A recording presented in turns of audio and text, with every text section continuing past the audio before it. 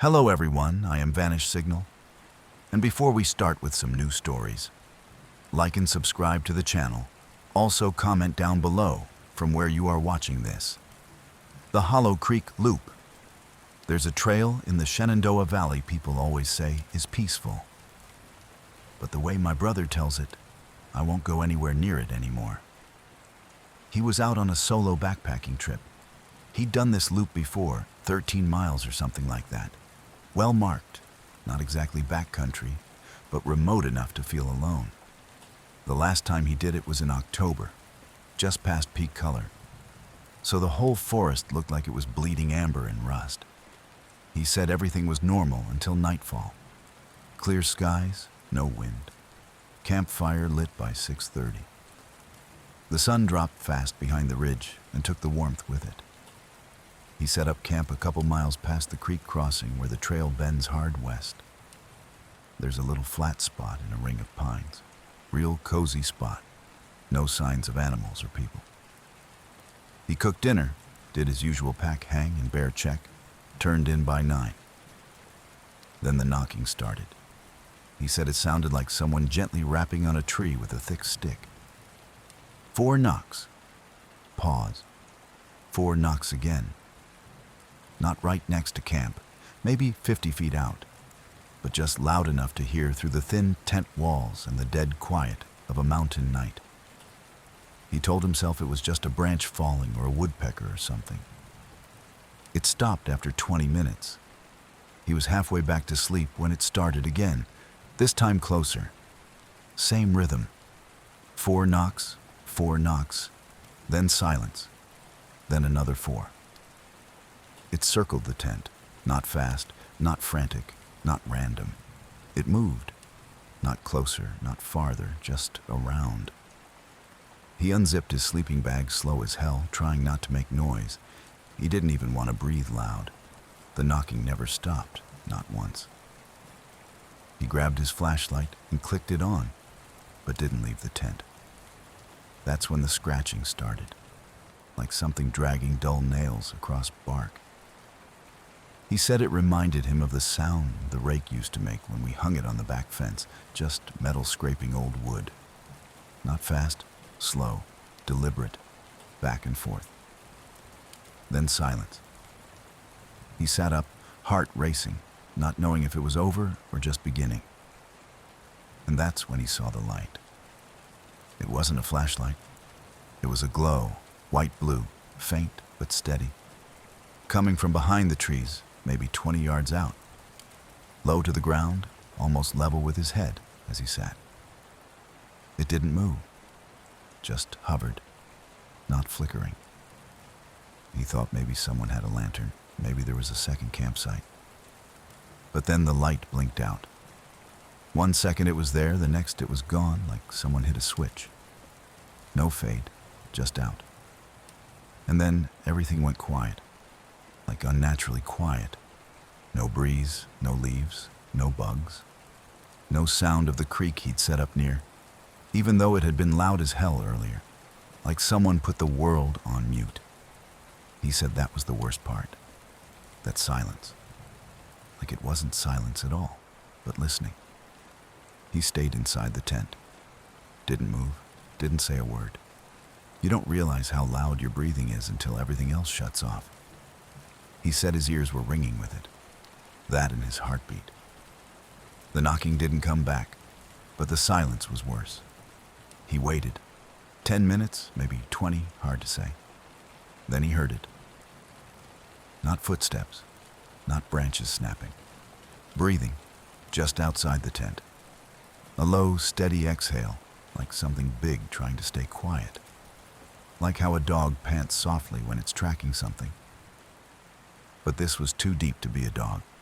It circled the tent once, twice.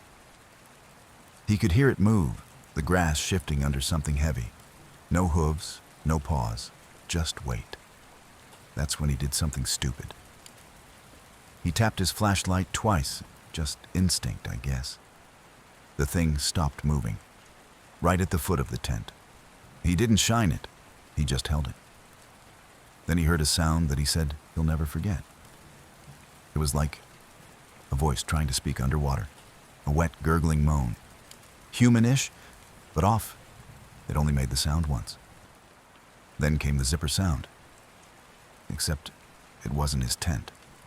He said it came from the trees, 10, maybe 15 feet away, like someone else's tent being unzipped.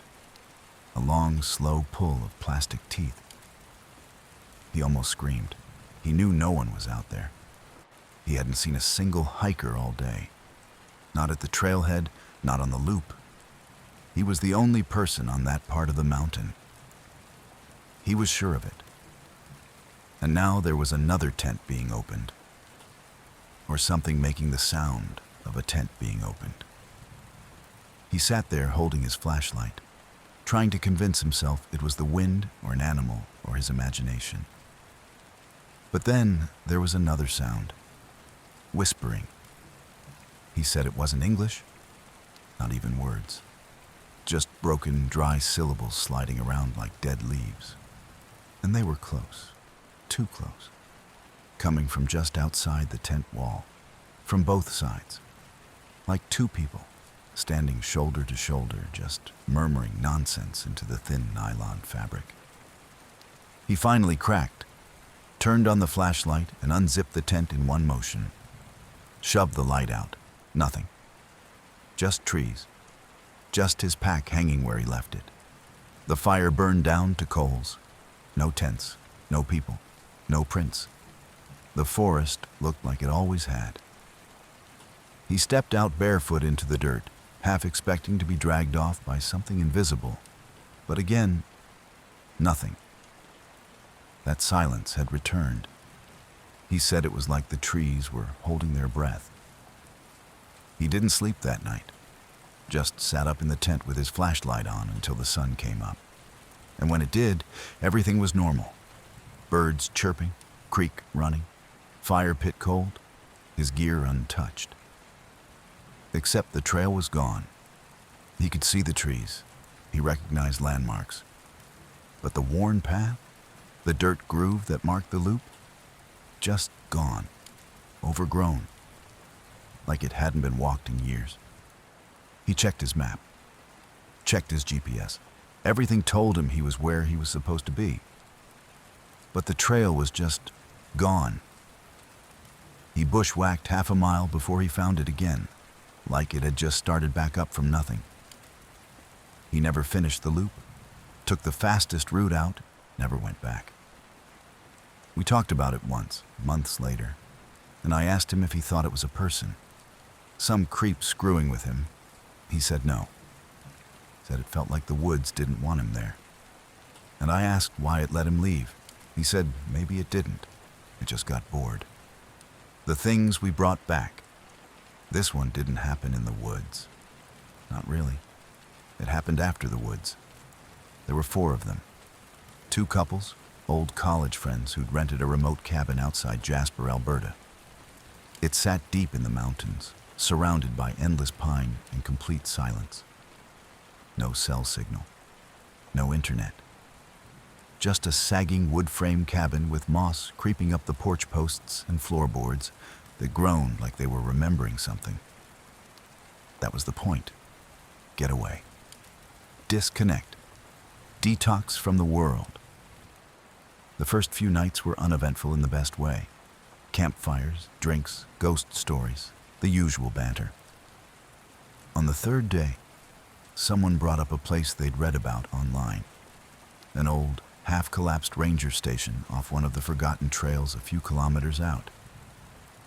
There weren't any markers on the map, and the path to it was mostly overgrown. Naturally, the guys wanted to check it out. So they packed some water, left a note in case they got lost, and went. The ranger station was still standing, but barely. Its roof had half caved in, and the front porch sagged like it was sighing. The signs were too rusted to read, and birds had nested in the rafters. But inside, it was preserved in a way that didn't make sense. Filing cabinets with drawers half open, mold-covered mattresses, an old lantern still hanging from a nail. In the back room, They found something that made them stop laughing. A circle. It wasn't just a pile of rocks. It was arranged into a tight, perfect spiral, almost like a snail's shell, with small upright twigs surrounding it, each carefully planted into the floorboards like candles. Someone had made it deliberately. Someone had taken their time. The girls didn't want to touch it. The guys did. They kicked over the rocks and knocked over the twigs, cracking jokes the whole time about cults and curses. On the way back to the cabin, they kept it light, laughing about the ritual crap. That night, Connor, one of the guys, found a twig bound with red string jammed into the sole of his hiking boot. Everyone assumed it was a prank. Natalie, his girlfriend, swore she didn't do it. They figured it had to be Derek, the other guy. He didn't say anything. Just looked at the twig, then at the fire, and tossed it in. That was the last time anyone laughed that night. It started with a smell. Sharp and metallic, like wet dog mixed with old blood. They thought maybe a mouse had died in the wall, but it was stronger than that. Wrong somehow. Then came the tapping. Not at the windows, on the mirror. A small bathroom off the main bedroom had one of those warped, antique mirrors bolted above the sink, and they heard a faint tap-tap-tap against the glass. Just once. Then again. Always in threes. Natalie said it was probably pipes. Connor said maybe the mirror was haunted. Derek was quiet. After the third time, he stood up and muttered, "You shouldn't mock it." Everyone got quiet after that. Nobody mentioned the circle again. They stayed up a little longer, then went to bed. Around 2 a.m., the power cut out. Nothing unusual for an old cabin like that. They lit a small lantern, sat around it, tried to shake off the weird tension. But the forest outside had gone dead quiet. Not just silent, empty. No wind, no rustling trees, no crickets. Just a thick, pressing stillness that didn't feel natural. The lantern dimmed, slowly, like something was smothering the light, not just a low battery. Natalie said her ears started to ring, sharp and high-pitched, like pressure building in her skull. Derek stood up, said he was going to check the breaker. When he opened the front door, the lantern flickered and died. They said it wasn't just dark. It was gone, like the air itself had turned black. They couldn't see their hands, couldn't see the walls, couldn't even tell if their eyes were open or closed. Somewhere just outside the door, they heard Derek's voice, muffled, like he was underwater. Then silence. No footsteps. No breathing. Just the hum of nothingness. A moment later, the lantern flared back to life. Derek was gone. They ran outside, screaming his name into the trees, but there were no tracks. No signs of a struggle. Just pine needles and cold grass where he'd been standing. The forest didn't even look disturbed. They found him in the morning. He was barefoot, standing 10 feet off the path that led back to the ranger station. Shirt soaked in sweat, skin pale, facing a tree. He didn't move when they shouted, didn't respond when they shook him. Just stood there like he'd grown from the ground itself. They dragged him back. He didn't say a word for the next day and a half. Just stared at the fire, like it was the only thing holding him here. When he finally spoke, his voice was raw. He said one sentence. "We weren't supposed to break the circle." They left the next morning. As soon as Derek could walk without trembling, they packed everything in silence. No talk about the cabin. No talk about the symbols, the knocking, or what they had all seen. It wasn't an agreement. It was just something that settled on them like a weight. A quiet that no one wanted to disturb. They drove down the mountain with the windows cracked, even though it was cold, maybe hoping the air would carry some of it away. but the air didn't do anything. The quiet stayed with them. And when they got to the city, dropped off the rental, and stood there in the parking lot pretending everything was fine, that silence had hardened. Nobody said it, but the message was clear. Don't speak of this again. Derek disappeared first. Blocked numbers, left group chats, stopped answering emails. Natalie said he moved cross-country with no notice, deleted all his social media, changed his number. One of the others, she didn't say who, tried to reach out through Derek's sister, but apparently she hadn't heard from him either. Just one text, weeks after they got back. It said, "Don't ask. I'm done." That was it. Nothing else. Natalie told me all of this a year later. We were sitting in her backyard around a little fire pit, both of us a few drinks in. It took her the better part of an hour to even bring up the trip, and when she did, it was like something cracked open. She looked at me and said, "I've never told anyone this. I made them all promise. But I can't be the only one who remembers." That's when she told me it hadn't ended in the woods. At first, it was little things. Lights flickering, appliances clicking on and off, her cat hissing at the same corner of the living room every single night. She thought it was stress. She thought it would stop. Then she started having dreams, not nightmares, just patterns. Rhythmic knocking, always the same. 3 knocks. Silence. 3 knocks. Silence. Sometimes it was at her front door, sometimes from inside the walls, sometimes it was coming from underneath her bed.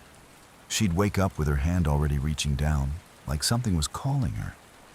She didn't remember doing it. Her cat refused to sleep in the room anymore. The mirrors came next. She had 3 in her apartment. The bathroom mirror, a full-length one bolted above her dresser, and a little handheld compact near the hallway. The handheld was the first to go. It started fogging up at night, even when the air was dry. Then she noticed something worse. The reflection in it would blink out of sync. It would tilt its head when she didn't. Just slightly. Enough to be wrong. She threw it out. The dresser mirror started doing the same a week later. She tried to cover it, but the sheet wouldn't stay. So she broke it with a hammer. Left it cracked until she could figure out how to get rid of it properly. That left the bathroom mirror. She taped a towel over it. But in the morning, it would always be on the floor. She began sleeping with the lights on. She left the TV running with the volume turned down so low it was barely more than a whisper, just enough to make the room feel occupied. Still, almost every night, she would wake up with that presence in the room. No footsteps, no breathing. Just the cold awareness that something was standing next to her bed. Watching. Waiting. She never looked. She never turned over. She says she knew it was there. Knew it like she knew when she was being stared at on the subway. Like she knew when someone she didn't trust was too close behind her in the grocery store line. It was there. It wanted her to know it. That's when she said the line, "I haven't forgotten." She looked at me, her eyes dead serious, and said, "It didn't follow me home. It followed me inside." She said it slow, like she was testing the words, measuring them, making sure I understood. I asked her what that meant. What did inside mean? She didn't answer, just drank from her cup, shook her head slowly. I let the silence stretch. Later that night, while I was using her bathroom, I noticed something above the mirror. Carved into the drywall, not written, but actually gouged out with something sharp, were 3 short vertical lines. Jagged, uneven, but clearly intentional. I didn't ask her about them. I don't think she needed me to. I think she already knew. That was the last time I saw her. I've called since then, texted, nothing. Her social media accounts are gone. Email bounces back. One of her cousins I messaged said she moved out a few months after that night, left no forwarding address, didn't even say goodbye. She's just gone. Like Derek. Like the quiet cabin they found deep in those woods, the one with the cold walls and the symbols they didn't understand. I don't know what they woke up out there. But it's looking for a home. And if you're not careful, it doesn't follow you back. It waits until you're alone, until the lights are off, until you've convinced yourself the worst is behind you. And then it follows you in. The field across the road. I was 12 the first time I noticed it wasn't just a field. It sat across from my grandparents' house, flat and boring, an empty swath of overgrown grass and brittle fence posts sagging with rust. I always assumed it belonged to some old farmer who gave up on it. The kind of place adults drove past without ever looking twice. But I looked. A lot. Especially in the summer, when my parents would dump me off for a week so they could reconnect on some grown-up vacation that didn't include me. My grandparents didn't do much babysitting. They liked me, but weren't particularly interested in entertaining. So I was left to my own devices, riding my bike in loops around the gravel driveway or sitting on the porch with a melting popsicle, just watching. Watching the wind skim over the field like it was dragging something invisible behind it. The grass would part in odd patterns. Sometimes I thought I saw things lying just beneath the surface, hunched shapes like deer curled in sleep. But they never moved. And whenever I squinted too hard or got close to saying something to my grandma, it would just look like weeds again. One afternoon, the field looked different. I didn't know why.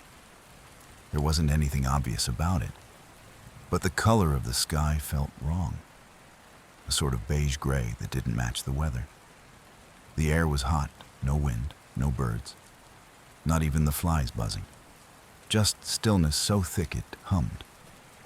And in the middle of the field, I saw a figure. At first, I thought it was a scarecrow. It stood perfectly still, its arms a little too low, like they'd dropped from being outstretched for too long. But even from the porch, I knew that wasn't straw. That was skin. Gray skin. The head didn't tilt. The body didn't sway. It just stood, dead center of the field, facing the house. I called for my grandpa. He came out grumbling, wiping his hands on a rag, probably expecting I'd locked myself out or broken a sprinkler. I pointed to the figure. It was gone. The field was empty again. Just that flat green gold of late summer. Grandpa gave me a squint, then told me to knock off the nonsense and come help him fix the mailbox. That night, I asked my grandma about the field. She was peeling potatoes over the sink, wearing her same stained apron and humming tunelessly like she always did when she cooked. I asked her who owned the land. She didn't stop peeling, didn't look up, just said, "Nobody owns that field." I pressed her, asked if anyone ever went out there. She shrugged. Best leave it alone. Sometimes places get quiet for a reason. She said it so plainly, so firmly, that I didn't ask again. But the field didn't stay quiet. The next morning, I found footprints. Not animal prints. Full, deep human footprints in the dust that coated the gravel shoulder across the road. Bare feet. Long strides. I followed them as far as I could until they vanished in the tall grass like whoever made them had just walked into the field barefoot and never come out. That same night, I had the dream. I was standing at the edge of the field. Everything around me was dead silent. Not peaceful, not sleepy. Silent. And across the field, I could see that figure again. This time it wasn't still. It was moving toward me. Slow, deliberate. Each step it took made the grass ripple unnaturally, like it was wading through water. I couldn't see its face. There was just a blackness where the eyes should have been. Deep hollows that pulled at me, like I'd fall in if I looked too long. It stopped maybe 20 feet away, close enough to smell the rot, close enough to hear it breathing. Except it wasn't breathing. It was echoing, like the sound of your own breath when you press your ears underwater. Then it spoke, but not with a mouth, not with a voice, just a feeling that bloomed inside my chest. I've seen you watching. I woke up covered in sweat, my body locked up with panic, and stared at the window across the room. The curtain was open. I never left it open. The field was there, just darkness and the faint outline of grass in the moonlight. Nothing else. I got out of bed, shut the curtain, and didn't sleep the rest of the night. It was just a dream, I told myself. A dream, some footprints, a trick of the heat. But when I got up the next morning and went outside, I saw something lying at the edge of the driveway. A little bundle of feathers and bone. A bird, or what had once been a bird. Its wings had been neatly removed and laid next to it, like an offering. The field was empty again, but I knew it wasn't done. I didn't tell anyone about the dead bird. I picked it up with a stick, carried it to the ditch, and tossed it into the brush like it was just roadkill. But that wasn't what it felt like. Not even close. It felt placed, like someone or something had chosen that exact spot to leave it where I'd find it, where only I would find it. The feathers didn't even flutter in the breeze. It was as if the air didn't touch them, like the field held its own stillness that bled out into everything around it. I started sleeping with the curtain drawn and the window locked. The field never came up again between me and my grandparents. I wanted to ask more questions, but I could tell the subject was off limits. That's how things worked in their house. You could talk about the weather. You could talk about school. You could talk about what Grandma made for dinner. But certain things, the war, the family dog that vanished when my mom was 6, the empty house on the corner with the boarded-up windows, those things weren't part of the conversation. That's what the field became. Another thing we didn't talk about. But I never stopped thinking about it. On the 4th night, I woke up again. Same time, 2:14 a.m. My body just knew. There was no noise, no dream to shake me awake. Just a pressure in the room, like the air had gained weight. I stared at the ceiling for a while before I dared to peek at the curtain. I told myself I was just going to look and go back to sleep. Just a peek. I pulled the edge of the curtain an inch to the side, and there it was. Something was in the field, not standing, walking, pacing the edge closest to the road. I couldn't make out much. It was too dark, but the silhouette was clear, lanky, tall, slightly hunched at the shoulders, the same way someone looks when they're whispering into your ear. It never looked at the house, never broke its loop, just kept circling that edge of the field like it was walking the border of something, marking it, measuring it. I wanted to close the curtain, but I couldn't. I watched it make 3 full passes, like it was stuck in some pattern, until finally it paused. Just stood there, facing the road, facing my window. It was too dark to see its face, but I knew it was looking at me. I didn't move, didn't blink, and I swear on my life, I heard the tiniest sound pierce the glass, the faint tap of something touching the window.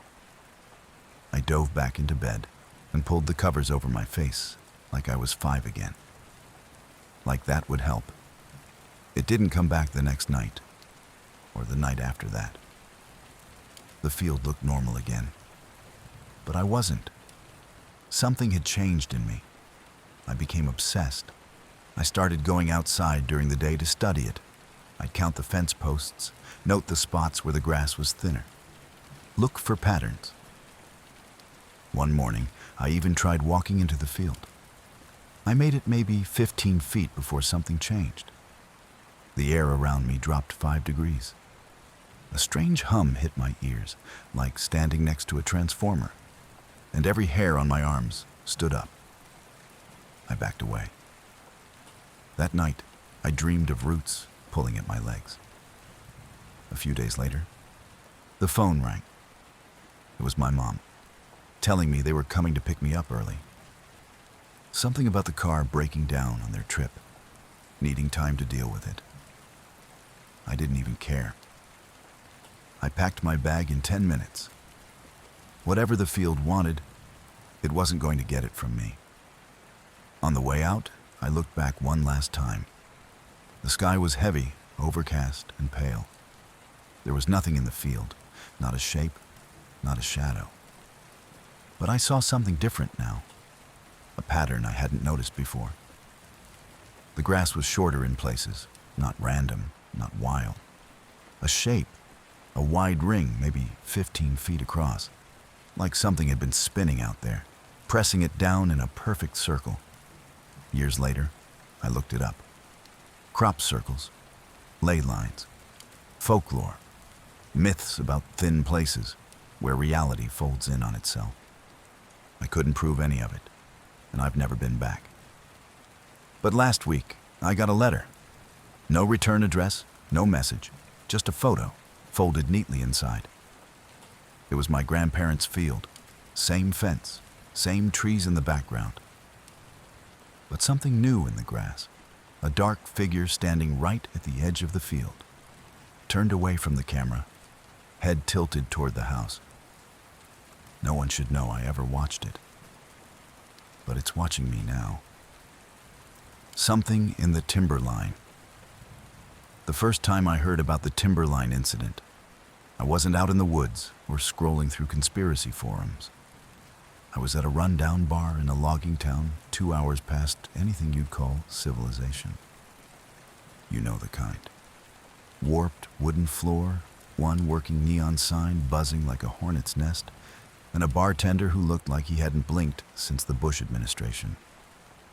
I was there alone, halfway through a pint of some IPA that tasted like pine needles and bad decisions, when an older guy took the stool next to me.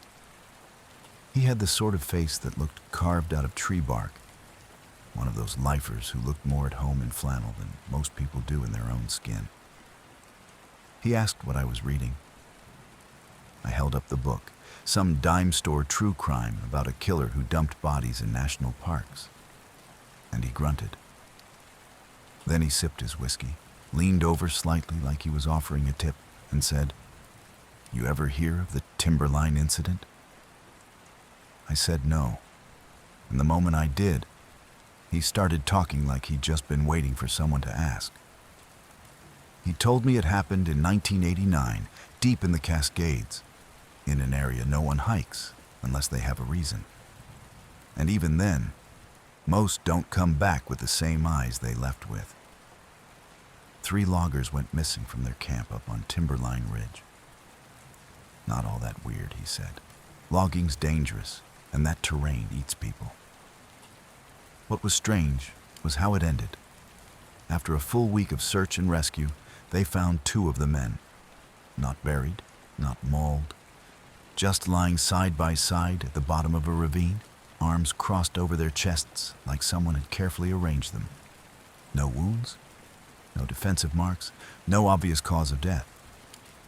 The third guy, they never found him. Not a boot print, not a smear of blood, just gone. The official report said the men died of exposure.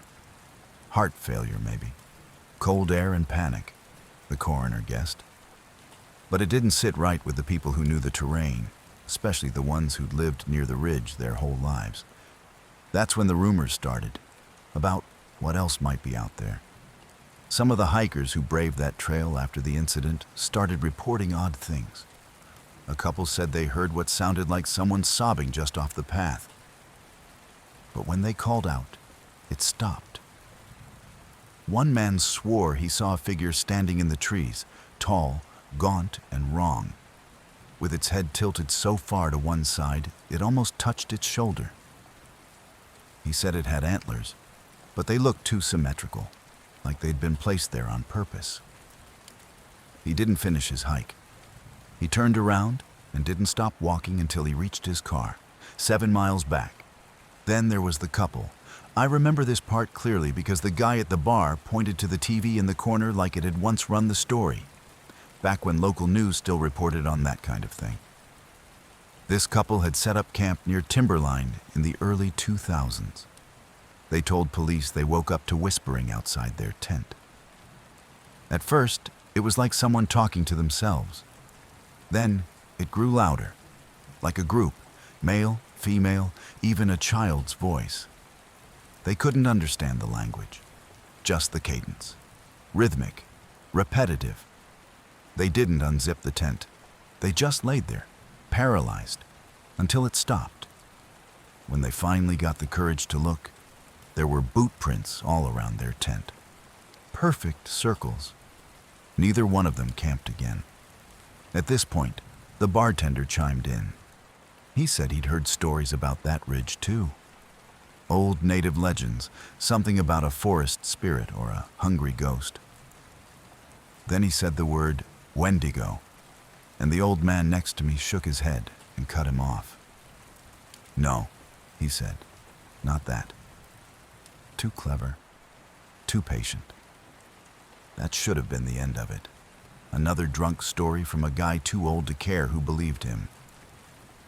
But 2 years later, I found myself hiking that same area. I didn't mean to. I'd forgotten the name until I saw a weather-beaten wooden marker with Timberline Ridge carved into it. My gut twisted the moment I read it. I stood there for a solid minute, just looking at the trees. I should have turned back, but I didn't. That night, I set up camp a little ways off trail, just past the ridge. It was quiet. No animals, no wind. Just the kind of oppressive silence that makes you feel like you're in a vacuum. I fell asleep eventually, but the dreams were wrong. I saw frozen faces under the river ice, trees that bled when I touched them, and something crouched outside my tent that didn't breathe, but twitched like it was ready to run. I woke up gasping, drenched in sweat. My watch said 2:17 a.m. I sat up, trying to calm myself, and that's when I noticed something. The zipper on my tent was open, just a few inches, enough for a hand to slip through. I didn't hear anything. No footsteps, no voices. Just the sick feeling of being watched. I sat there with my flashlight in my lap, holding my breath for what felt like hours. But there was nothing. No movement. Eventually, I reached over and zipped it closed. But I didn't go back to sleep. And when the sun finally came up, I didn't pack up camp. I just left the gear and started walking. I didn't stop until I was at least 5 miles away, and even then I kept checking over my shoulder. I've been in a lot of wild places. I've seen bears up close, had cougars stalk me, even gotten caught in a rockfall once. None of that ever made me feel like I did that night on Timberline Ridge, because whatever unzipped my tent wanted me to know it could. I thought I'd buried the Timberline thing. I didn't talk about it, didn't go back, didn't even look at a map of the area. For a while, that worked. You can trick your brain into believing you imagined something if you starve it of oxygen long enough. Don't feed it with details. Don't revisit the memory. And eventually, it starts to shrink. But things like this don't rot the way normal fear does. They dry out and sit in the dark corners of your memory, waiting for some movement to stir them back to life.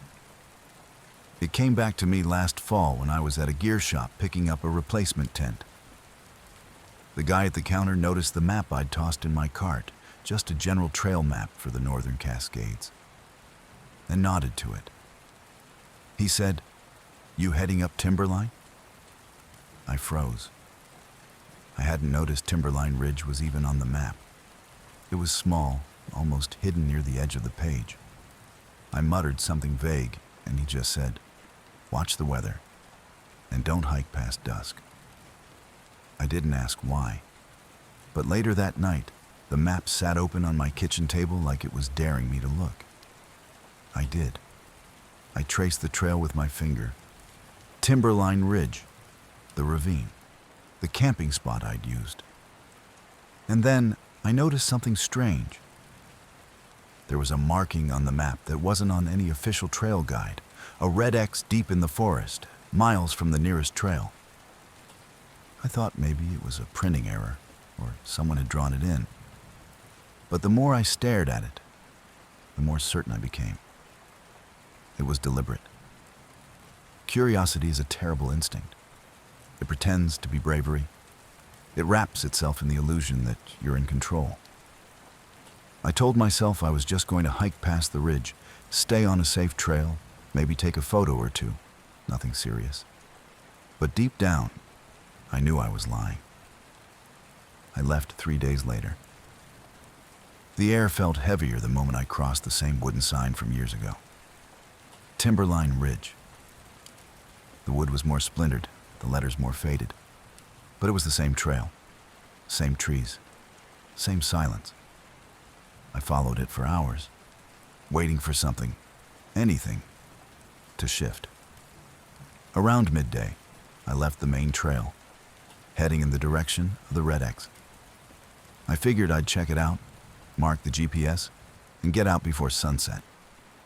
But the forest changed once I was off the path. Not visually. The trees still looked like trees, the moss still clung to every root and rock. But the silence became unnatural. It wasn't just quiet. It was like the woods were holding their breath. No wind, no insects. My boots didn't even seem to crunch the same. I walked for maybe an hour before I found it. A clearing, roughly circular, maybe 30 feet across, completely bare.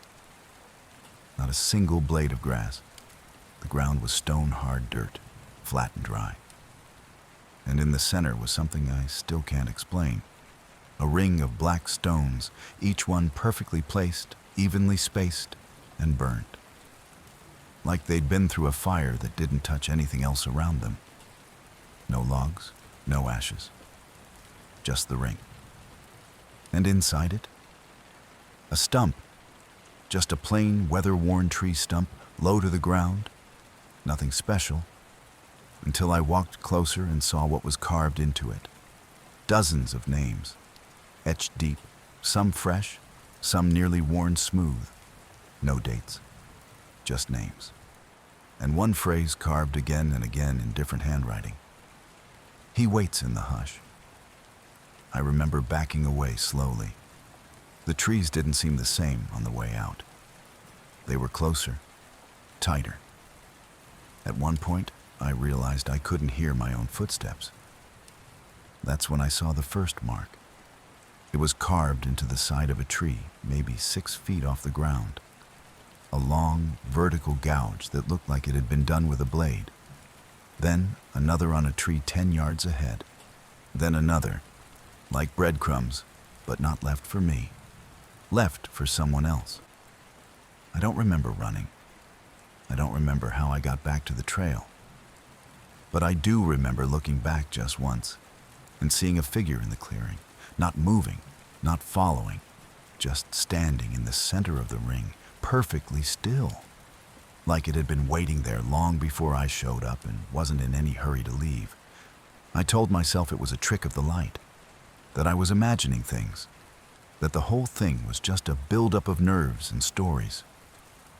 But when I got back to my truck, there was something on the hood, a single black stone, burnt, identical to the ones from the ring.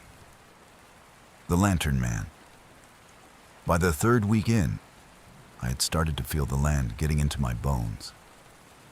That part of Washington, the mossy spine of the forest near the Olympics, doesn't welcome you so much as tolerate you. You walk quiet there, you mind your steps. After enough days without seeing another soul, the sound of your own breathing feels like an offense.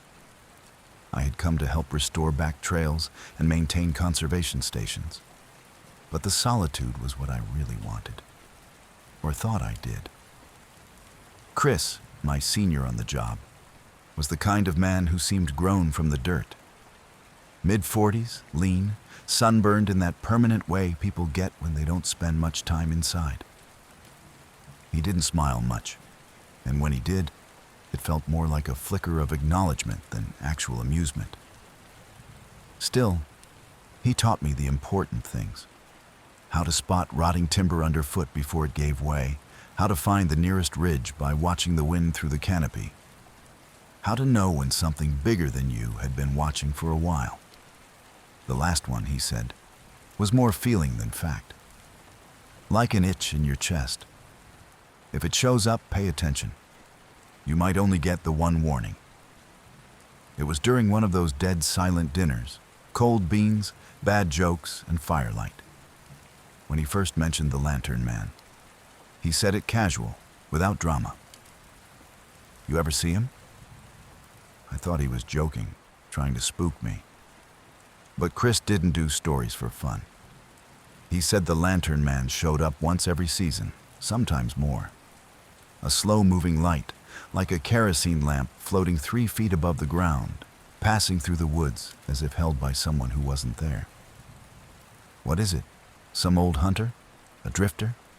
I asked, trying to sound skeptical but not rude. Chris just shrugged. Doesn't walk like a man. Doesn't think like one either. Just follows the timberline. Stops when it hears you. Tilts when it listens. That word, tilts, stuck with me. It didn't make sense at the time, not in the way he said it. But I'd understand it soon enough. 3 nights later, I saw the thing myself. I woke around 2:45 a.m. for no real reason. The kind of awakening that feels forced, like your subconscious knows something you don't. I lay there for a second, trying to remember what had pulled me from sleep. The silence outside was thick and unnatural. Even the bugs had gone still. My ears felt like they were straining against the quiet. That's when I noticed the light. It bled gently through the cracks in the old cabin's shutters. Not harsh like a flashlight or LED, but soft, golden, too warm to be artificial, too smooth to be natural. I got out of bed and crept to the window, prying the shutter open just enough to peek. What I saw made my throat go dry. There, maybe 40 yards off in the trees, was a floating light. It moved slowly, deliberate, weaving between the pines as though gliding on rails. No bobbing, no sway, not the movement of someone walking, and nothing holding it. No hand, no arm, just the light, drifting, scanning. I watched it for a long minute, unsure what to think. My brain fought itself, half trying to rationalize, half screaming at me to back away. And then it stopped. It hovered, still, as if it had noticed me. And then, just like Chris had said, it tilted. Not the light itself, but something inside the light. Something that suggested a head, turning slightly to the left, like a dog hearing a strange sound. It didn't move closer. Not yet. But it knew I was there. I stepped back from the window like I'd touched a hot stove. My heart was pounding. I wanted to wake Chris, but something told me not to.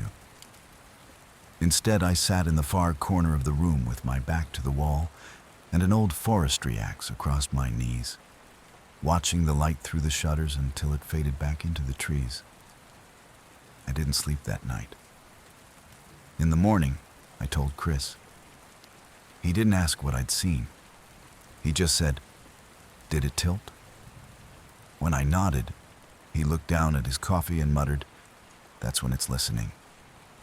That's how it learns you." We didn't talk much the rest of that day. But here's the thing. Once you've seen it, you can't not see it. Every night after that, I felt drawn to the edge of the woods.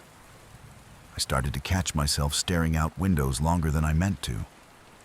Once, I walked almost a mile out on my own before I even realized I'd left the cabin, like something had taken the wheel in my head. The next time I saw it, I followed. I didn't mean to.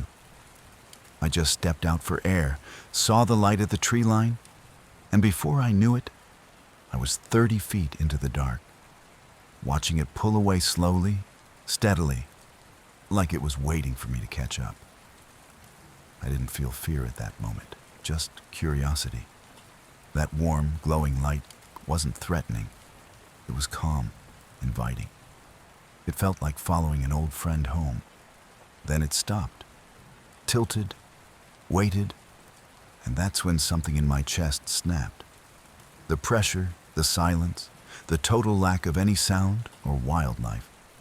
It was all wrong. I turned and ran. Full sprint, nearly broke my ankle on a route I couldn't see. When I got back to the cabin, the light was gone.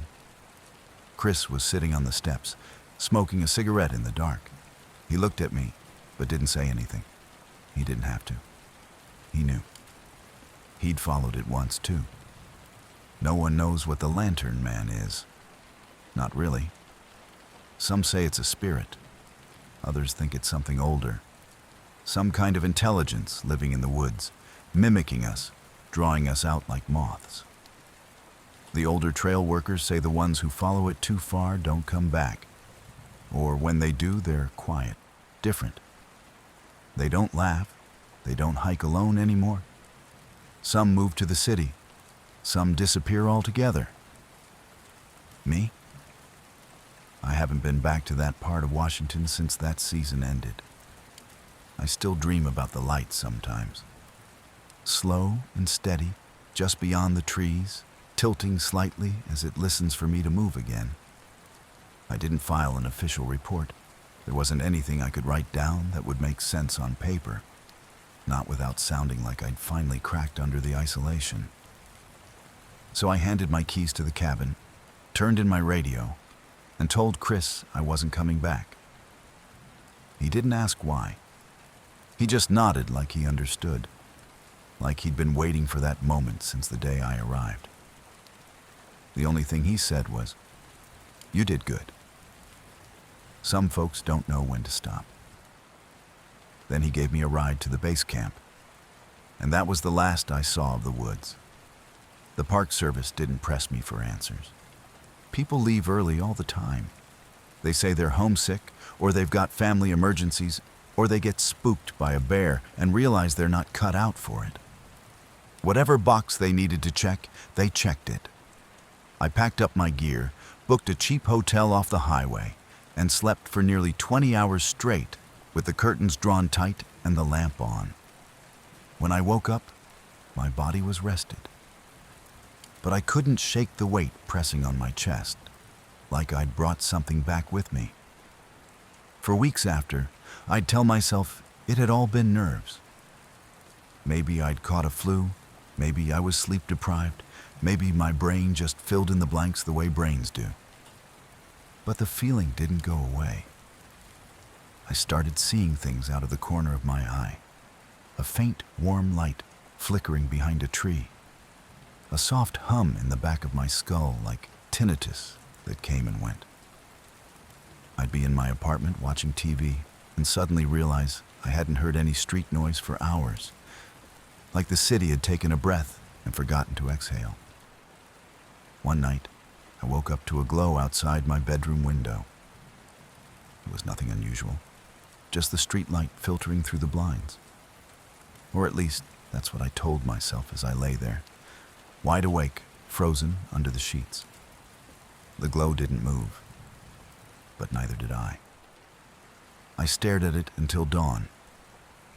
I started researching anything I could about that section of the forest, digging through old ranger logs, folklore, message boards. That's when I came across an archived post from over a decade ago. A former ranger warning people about a light that watches. He didn't give his name, didn't even say which forest, but every detail matched. The silence, the shape of the glow, the way it seemed to wait for you to look. I managed to track him down eventually. It wasn't hard once I had a name.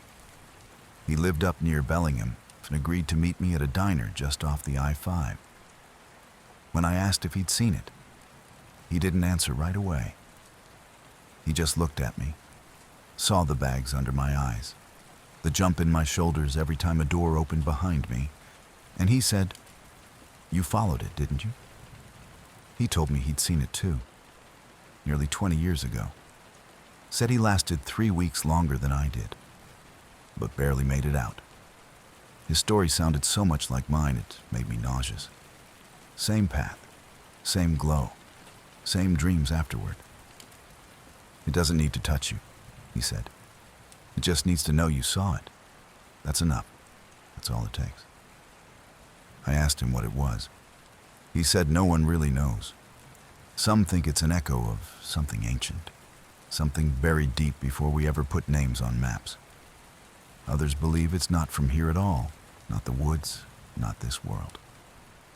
"It learns you," he said, "like an animal watching from the brush. It figures out what you want, what you fear, how far you'll go, and then it waits for the next one." He told me the light still shows up sometimes, even now, even this far away, not every night, but just enough to remind him it's not finished. Just enough to make him sleep with blackout curtains and the bathroom light on. "It doesn't forget faces," he said. "It remembers who got close." That was the last conversation I had about it. I stopped telling people. What would I even say? That something old and patient marked me because I got curious? That I walked into the woods and came back changed? These days, I keep to myself. No camping, no trail walks, no hikes beyond the tree line. I live in the city, surrounded by street lamps and noise and the dull comfort of man-made things. But sometimes, when the sky goes dark too fast, or the wind dies down all at once, or I catch a flash of amber through the trees on a late drive home, I know it's still there, waiting. And if you're ever deep in the woods and you see a soft, warm glow, about the height of a man, drifting between the trees without making a sound, don't follow it. Don't even look.